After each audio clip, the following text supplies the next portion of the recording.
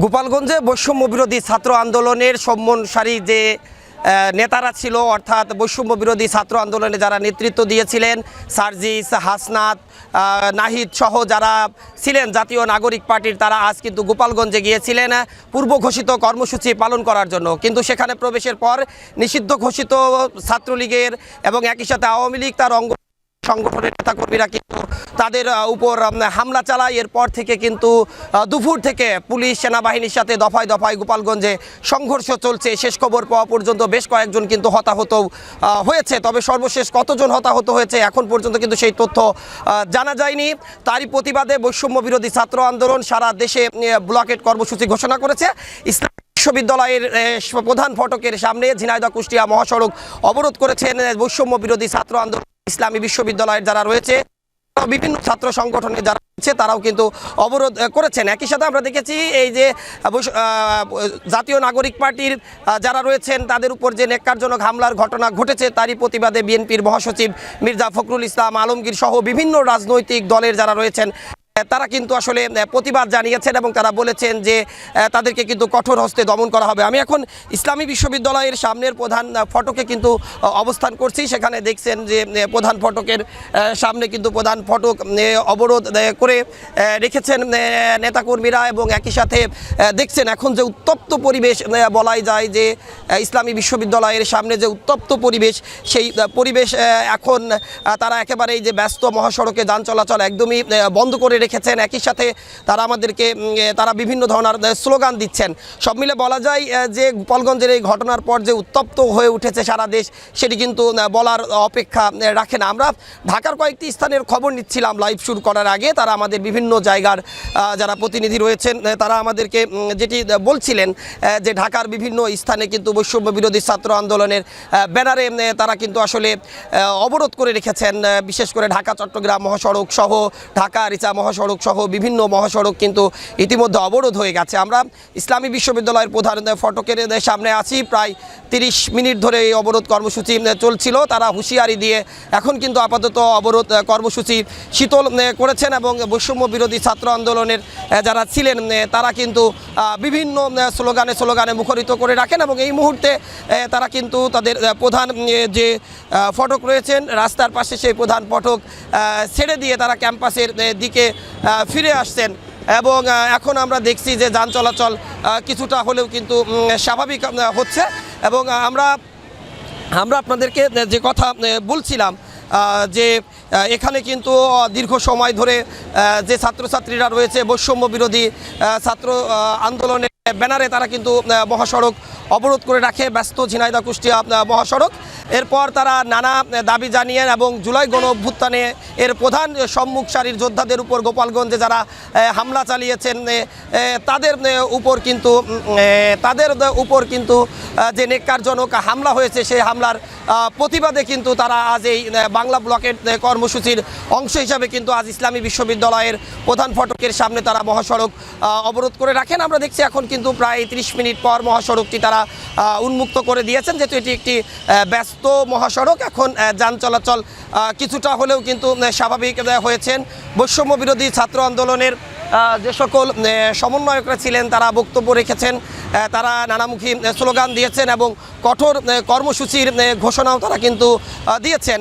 এখন আমি যদি আপনাদেরকে একটু দৃশ্যপট দেখাতে চাই যে এই মুহূর্তে ইসলামী বিশ্ববিদ্যালয়ের প্রধান ফটকের সামনে যেহেতু একটি ব্যস্ত মহাসড়ক এখন কিন্তু এইমাত্র অবরোধটি তারা প্রত্যাহার করে নিয়েছেন বা তুলে নিয়েছেন কঠোর কর্মসূচির মধ্য দিয়ে।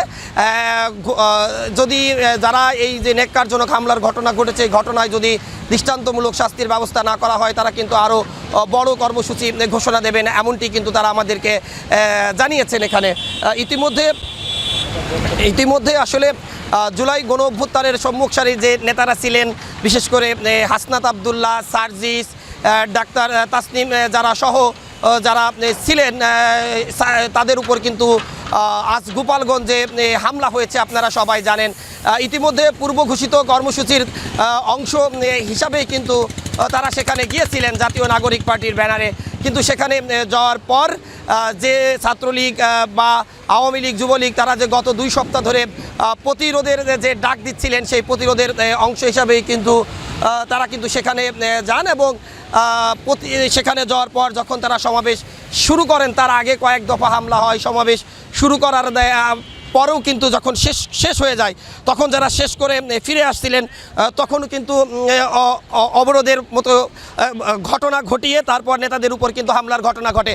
আপনারা কিসের দাবিতে আজ এখানে অবরোধ করেছিলেন? আপনারা জানেন আজ আর জাতীয় নাগরিক পার্টির নেতৃবৃন্দ অর্থাৎ আমাদের জুলাইয়ের যারা নেতা, যারা আমাদের জুলাই গণ অভ্যুত্থানকে বাংলাদেশে সংগঠিত করে ফ্যাসিবাদকে দেশ থেকে বিলুপ্ত করেছে, তারা গোপালগঞ্জে তাদের শান্তিপূর্ণ পদযাত্রা অনুষ্ঠিত করার চেষ্টা করেছিল এবং আয়োজনও করেছিল এবং আয়োজন সম্পন্ন করে তারা ফেরার পথে আওয়ামী সন্ত্রাসীরা যারা গোপালগঞ্জে এখনও রয়ে গেছে ফ্যাসিবাদের দোষরা, তারা একটি ন্যাক্কারজনক এবং নিষ্ঠুর হামলা চালিয়েছে।